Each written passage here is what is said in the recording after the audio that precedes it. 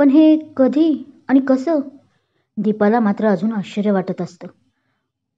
अगं, श्रीचं आता लग्न करावं असं मला गेल्या 2 महिन्यांपासून वाटत होतं. तेव्हा दादानेच हे स्थळ सुचवलं. पण श्रीला जर आधीच कुणी पसंत असेल तर? असं चिव बोलली. मग आम्ही दोघींनी श्री सुट्टीत आला की भेटवायचं असं ठरवलं. आणि त्याप्रमाणे मी दादाला कोमलबरोबर आकांक्षालाही पाठवून दे म्हणून सांगितलं. वहिनी माहिती पुरवते. काकी, आपलं सिक्रेट तर तू माझ्यापासूनही लपवलंस हं? भाई येणार आहे हे लपवून. पार्टनर, आपने गद्दारी की है, केतकी गाल फुगवून म्हणते. माफी चाहती हूँ पार्टनरजी. राजश्री केतकीच्या नौटंकीमध्ये सामील होत बोलते, अगदी कानाला हात लावून वगैरे. गुस्ताखी के लिए माफ कीजिए सरकार. आगे से ऐसा नहीं होगा. पर क्या करे, आपके बड़े भाईजी का हुक्म था.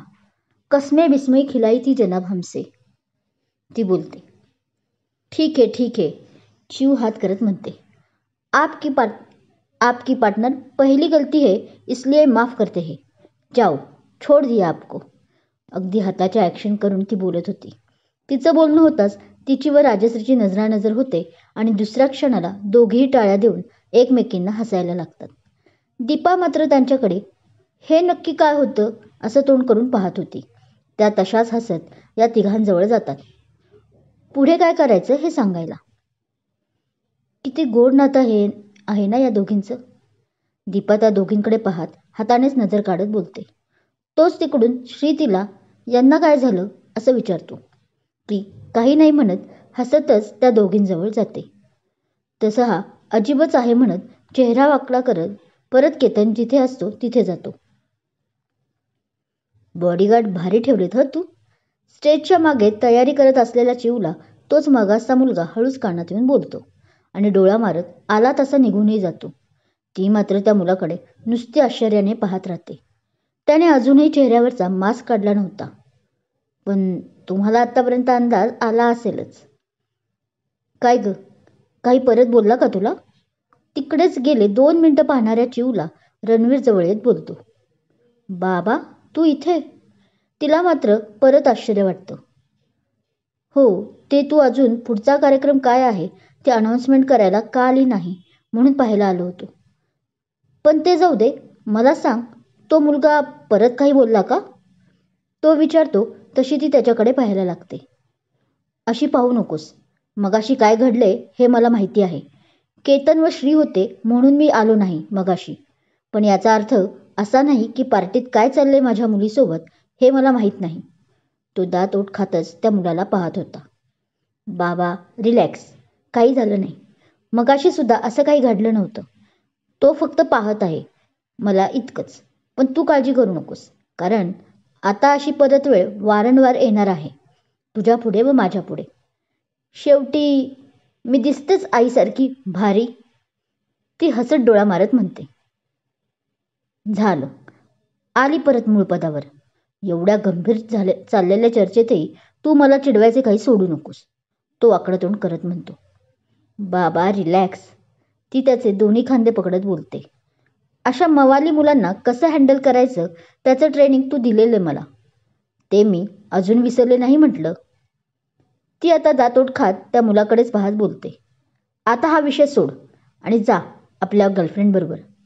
शिवाय हा आपला पाहुणा आहे, यामुळे उगाच पंगा करून आपलीच पार्टीची मजा का खराब करायची? ती त्याची समजूत काढत बोलते.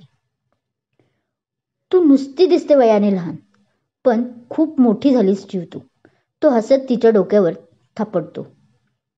आणि हो, तू माझ्यासारखी दिसते. तू माझी पार्टनर आहे, समजलं? तो पुढे जाऊन परत मागे येत तो आपला आवाज वाढवत शेवटचं वाक्य बोलतो. आता मी जातोय, पण तू काळजी घे आणि लांबच राहा. रणवीर तिला थोडंसं कठोर शब्दातच बोलतो. तशी ती फक्त हसून हो म्हणते आणि स्टेजवर येते. हा बाबा पण ना, ती हसून माईक घेते. परत एकदा नमस्कार मंडळी. ती हात जोडत नमस्कार करत बोलते. तसं सर्व नमस्कार करतात. आता केक कट झाला आहे. तुम्ही मला वाटतं थोडंफार स्टार्टअपही खाल्लं असेल किंवा जेवलाही असाल आणि आता वाटत असेल की घरी जावं, बरोबर? ती माईकचं तोंड त्या लोकांकडे करत विचारते. तर सगळे हो म्हणतात. हो, घरी तर तुम्ही जाणार आहातच, पण त्याआधी आपण काही खेळ खेळणार आहोत आणि त्यात सर्व सहभागी होऊ शकतात असे असल्याने मला वाटतं मोठ्यांनी त्यात सहभागी व्हावे. काय मग, तयार आहात ना मंडळी? ती आपल्या भावंडांकडे पाहत बोलते. अगं चिऊ, पण तुमचे खेळ असणार तरुणांसाठी, मग आम्ही म्हाताऱ्यांनी कसा सहभाग घ्यायचा? तात्या सुलूकडे पाहत आपली शंका उपस्थित करतात. ए गायकवाड, तू झाला असशील ना म्हातारा, मी अजून जवान आहे. सुलू त्यांना डोळा मारत बोलते. तसं तात्या डोक्यावर हात मारून घेतात. ये होईना बात. आजी, आजीसाठी एकदा टाळ्या होऊ देत. चिऊ हसत बोलते. ए, मी काही तुझी आजी नाही. Call me only Sulu. त्या उठून उभारत म्हणतात. ओहो, चिऊ बोलते. त्याचबरोबर सर्व तरुण मुलंही ओरडतात त्याच सुरात. ओके ओके, सुलूसाठी मग परत होऊन जाऊ द्या टाळ्या. ते सर्व राहू दे, आधी आता तू खेळ सांग. सुलू सर्वांना हात दाखवत शांत व्हायला सांगते आणि तिला विचारते. खेळ खूप सोपा आहे आणि बैठी आहे, त्यामुळे तात्यांनाही खेळता येईल. ती तात्यांकडे डोळा मारत म्हणते. आपण खेळणार आहोत पासिंग द पार्सल, ती बोलते. ही चिव सुद्धा ना फार आगाऊपणा करायला लागली आहे. दीपाला मात्र कुठेतरी तिचं हे डोळा मारणं, म्हातारा म्हणणं खटकत असतं. तिच्याशी बोलू नंतर, आधी चला आपल्यालाही खेळ खेळायचा आहे. रणवीर तिच्यासमोर हात करत बोलतो. मी नाही मी काही असले खेळ खेळणार नाही.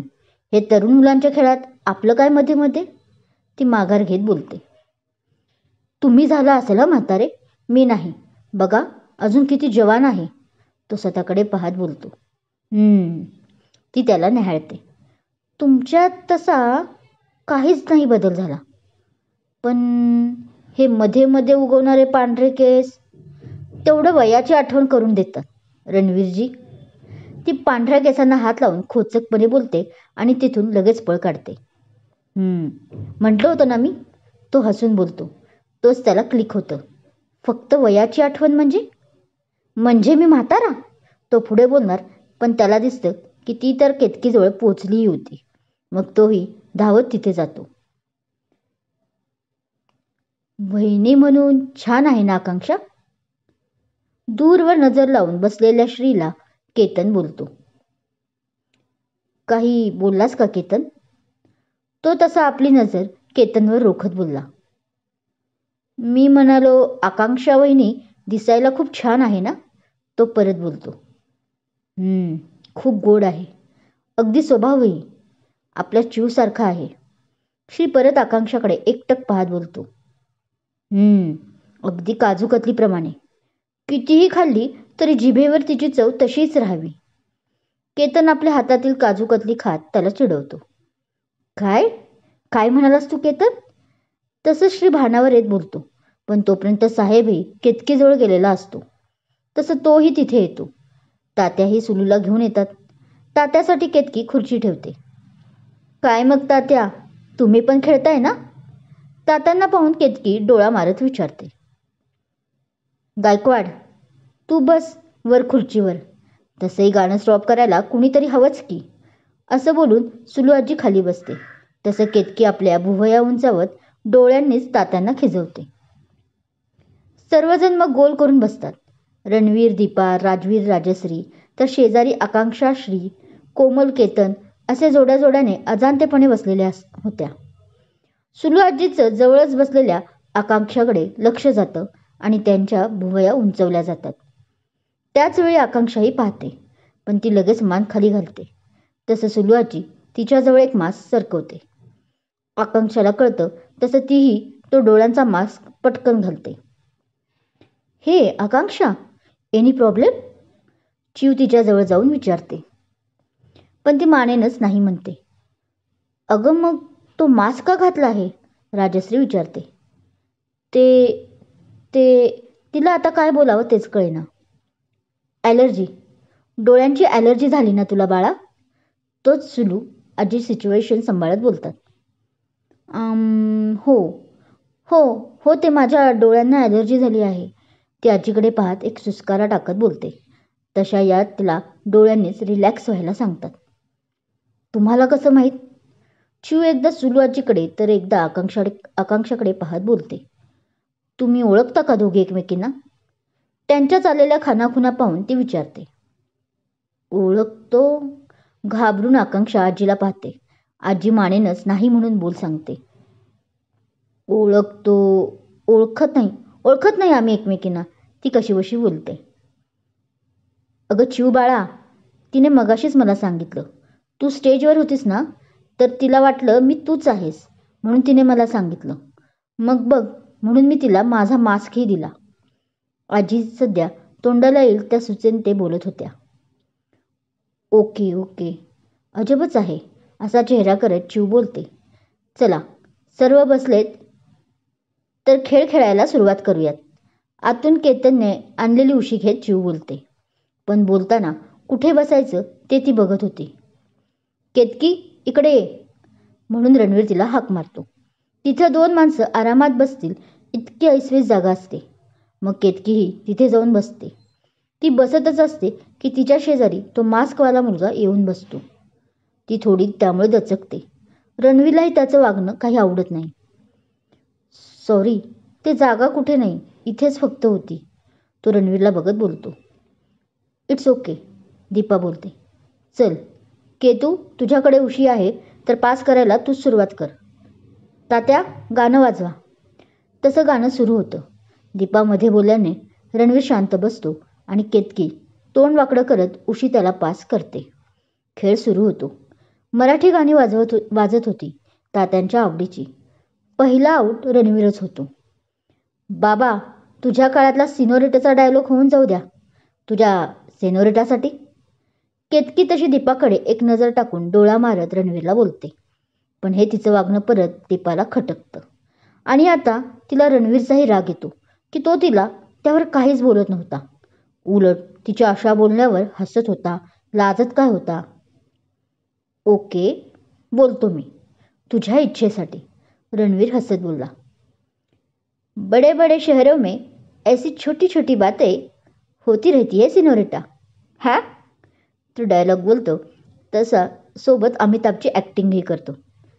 अरे वा बाबा, मानलं तुला. तू तर एका दगडात 2 पक्षी मारले. शाहरुखही झळकला आणि अमिताभ सुद्धा. हा, त्याची नक्कल करत केतन बोलला. मग बाबा कुणाचा आहे? चिऊ आपली नसलेली कॉलर उडवत भाव खाते.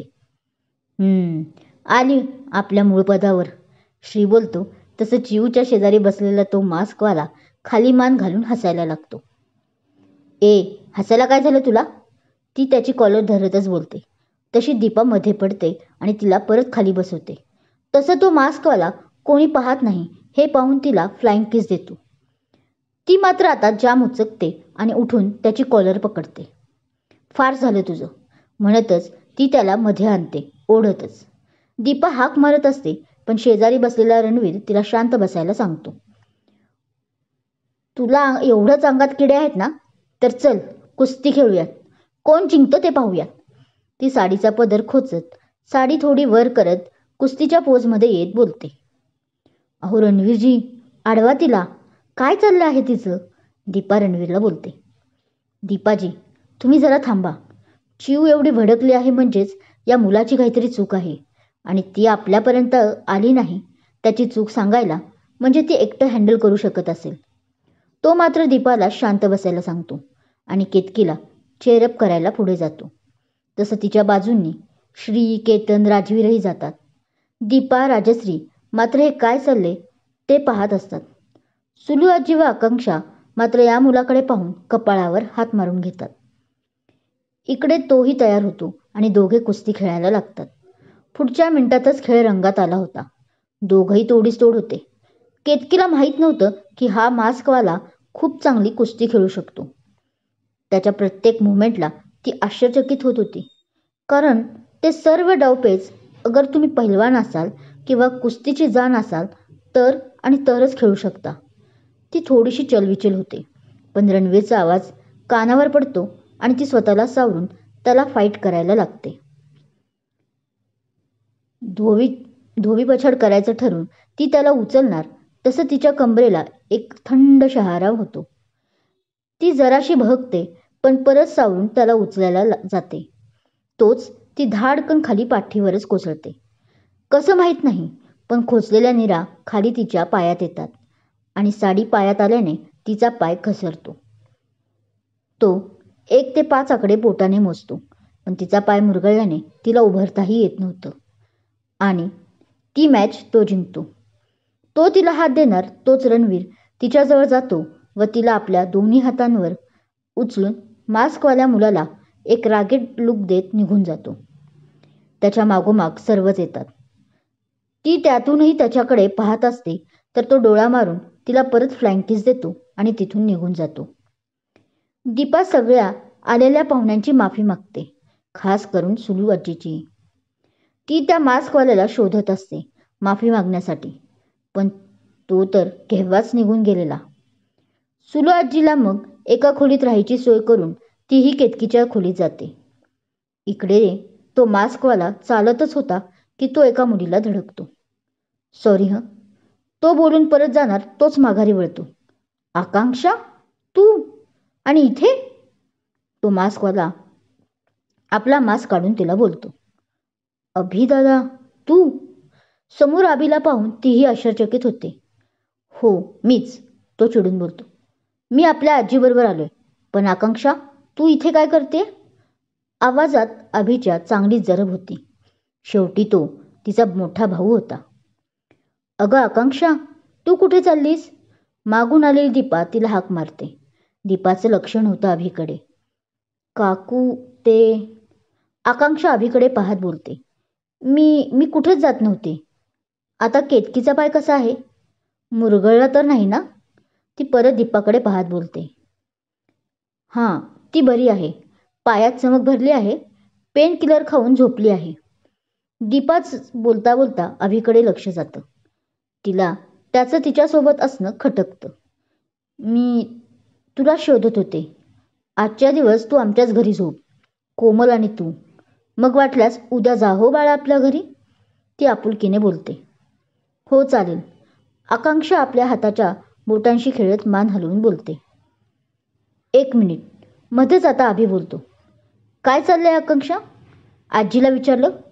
आजीला नाही तर नाही, पण तुझा सख्खा भाऊ समोर असताना त्यालाही काही विचारावं सांगावंसं वाटलं नाही का? आणि तू ह्या काकूंना कसं काय ओळखते? तो दम न खाता तिच्यावर आवाज चढवत विचारायला लागतो. दीपाला तर समजतच नाही की नक्की काय चाललं आहे. सध्या ती वेगळ्याच विश्वात तर नाही ना आपण, अशा फिलिंग्समधून जात होते. माफ करा, पण मी तुम्हाला ओळखलं नाही. आकांक्षा काही बोलणार तोच मध्ये दीपा बोलते. काकू, हा माझा मोठा भाऊ अभिदादा, आणि ती सुलू आजी आहे ना, ती माझ्या वडिलांची आई. आकांक्षा मान खाली घालून बोलते तसं सर्व दीपाला उलगडा होतो. ओह, म्हणजे सुलू आजी बरोबर आलेला तो मास्कवाला मुलगा तुम्हीच होता का? आता दीपाची ट्यूब पेटते. हो, तो मास्कवाला मुलगा मीच. तो खाली मान घालून बोलतो. आणि तुमच्या मुलीबरोबर कुस्ती खेळणाराही मीच. तो बोलतो तशी आकांक्षा व दीपा चमकून त्याच्याकडे पाहायला लागतात. सॉरी काकू, ते माझ्यामुळे तुमच्या मुलीचा... तो पुढे बोलतच असतो. नाही नाही, तुम्ही कशाला सॉरी बोलत आहात? दीपा मध्येच त्याचं बोलणं कट करत म्हणते. खरं तर मी माफी मागते. जे काही आज झालं ते व्हायला नको होतं.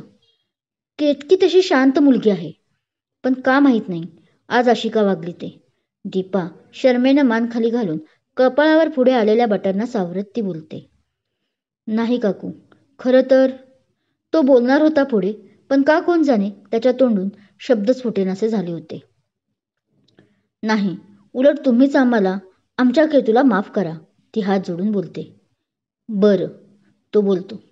माफ करेन, पण एका अटीवर काकू, तो तिचे जोडलेले हात सोडत बोलतो.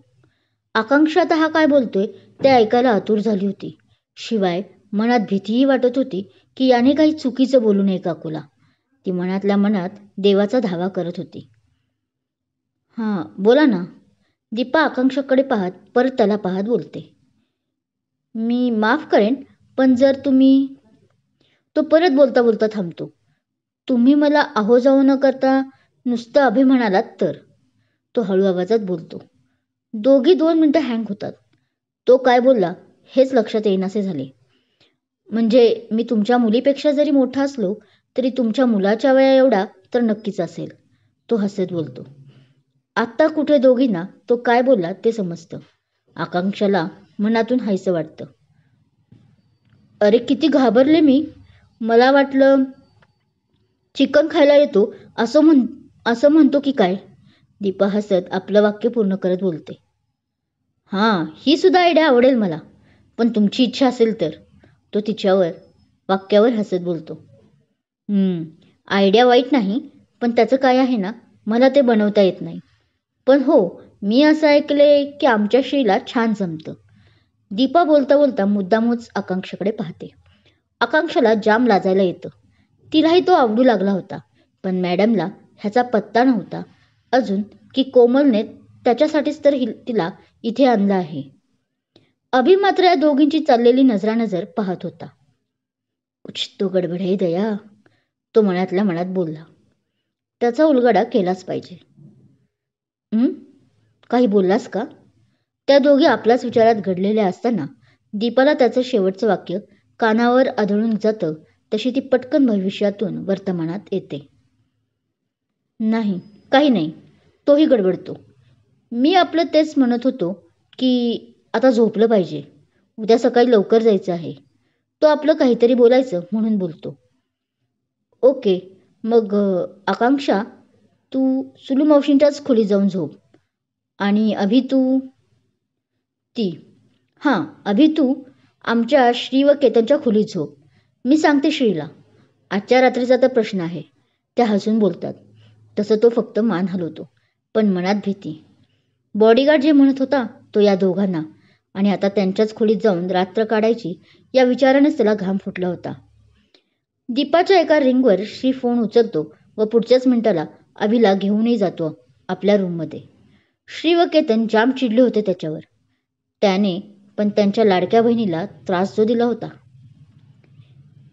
कसे दोघं मारक्या म्हशीसारखे बघत आहेत. नाही, हे तर सोडलेला बैल. काय बरं म्हणतात? वळू. नाही, सांड आहेत दोघं, अभि हळूच बोलला.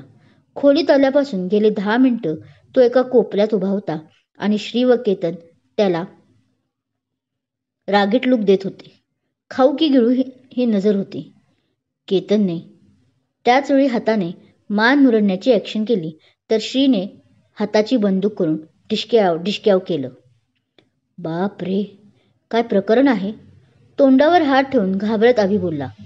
एक भाऊ मान तोडायला सज्ज झाला आहे आणि दुसरा माझ्या या कोमल हृदयाचे तुकडे तुकडे करायला चालला आहे. अभि, कुछ तो कर. सॉरी बोलून टाक. तो मात्र वेड्यासारखं स्वतःशी बोलत होता. सॉरी सांड. तो लगेच या दोघांना बोलला, पण या दोघांनी अजून रागात पाहिलं. Sorry I mean sorry bodyguard. त्याला आपली चूक लक्षात येताच तो सुधारून बोलला, पण त्यांची नजर अजूनही तशीच होती. काय हे अभि, परत माती खाल्ली. त्याने आपल्या कपाळावर हात मारला. ही चादर घे आणि ही सतरंजी.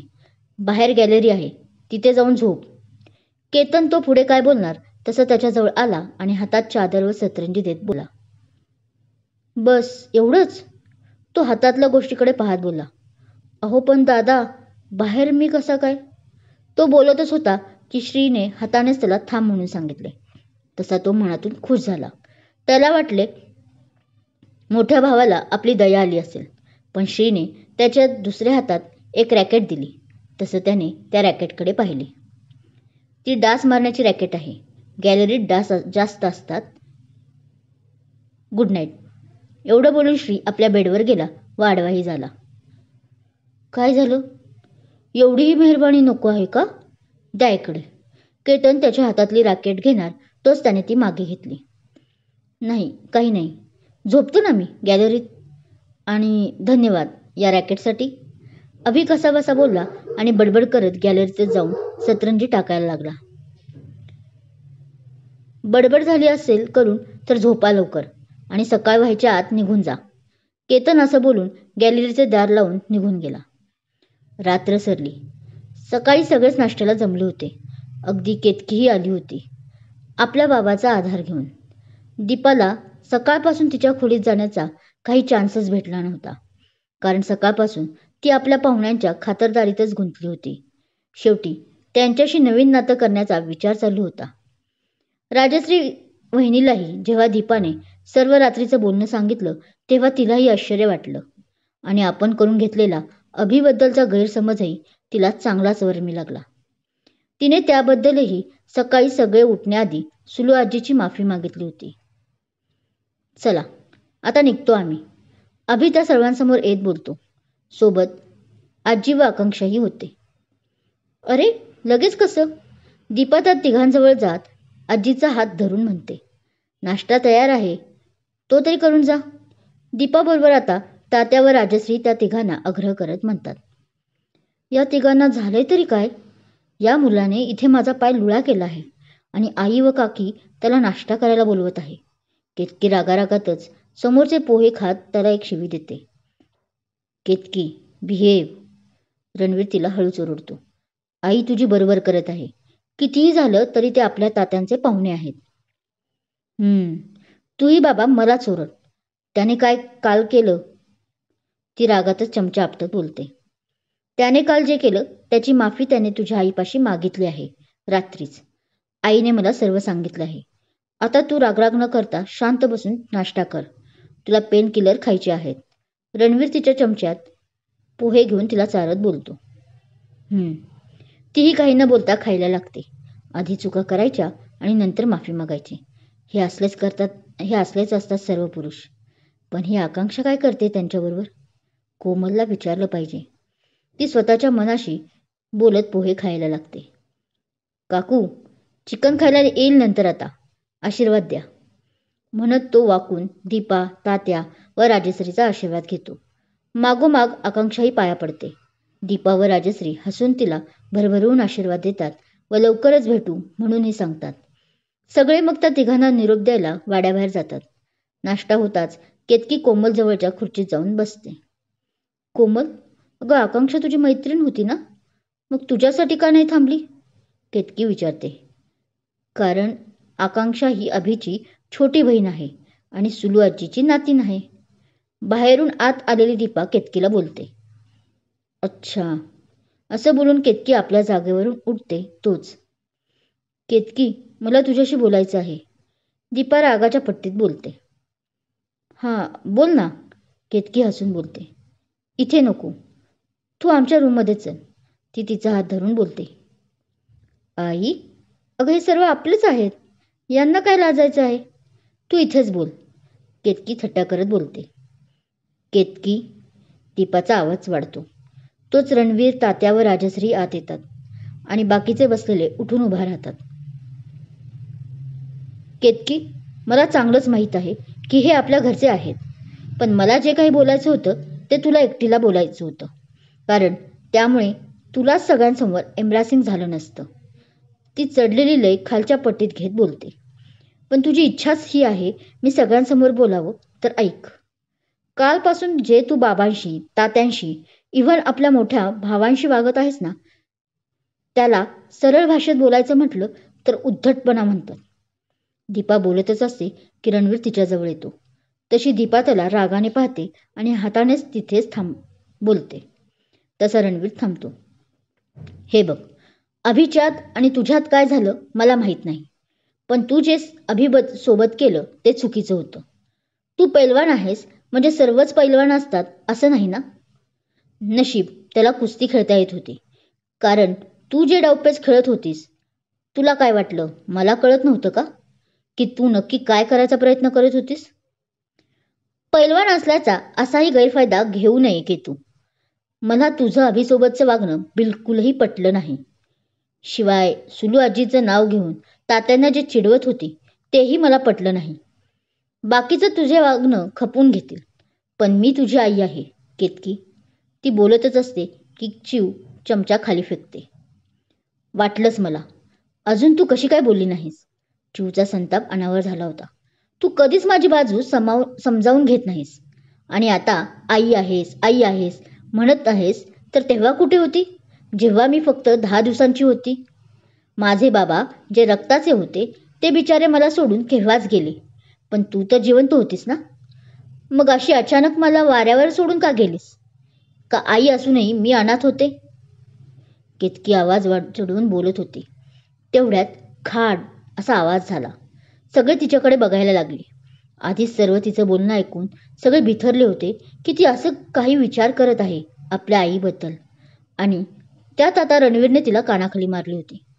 खबरदार, खबरदार, परत जर असं स्वतःला अनाथ बोललीस तर. ती गाल पकडून थरथर कापत होती. तर तोही बोलताना थरथरत होता. कारण आज जीवापेक्षा जास्त जपलेल्या मुलीने त्याच्या समोरच स्वतःला अनाथ संबोधले होते. काय यातना होत असतील आता रणवीरच्या मनाला हे फक्त त्यालाच माहीत होतं. कीर्तीने एक दोनदा म्हटलं होतं रागात. तेव्हा जितक्या वेदना झाल्या नसतील ना त्यापेक्षाही त्याला आत्ता झाल्या होत्या जेव्हा त्याचीच मुलगी स्वतःला अनाथ बोलली होती. बाबा, मला तुझ्याबद्दल नव्हतं तसं बोलायचं. तुला हट नव्हतं रे करायचं. ती बाबाला बिलगत बोलत होती. तिच्या मनातही असं काही आपल्या बाबाला त्रास व्हावा, आईला त्रास व्हावा असं नव्हतं. ती जे काही बोलत होती ते सर्व रागाच्या भरात होतं. तिला कळतही नव्हतं ती काय बोलत आहे. भाग कसा वाटला कमेंट करून नक्की सांगा. कथा आवडत असल्यास लाईक करा, शेअर करा, कमेंट करा. आणि हो, अजूनही माझा चॅनल सबस्क्राईब केला नसेल तर सबस्क्राईब जरूर करा. थँक्यू.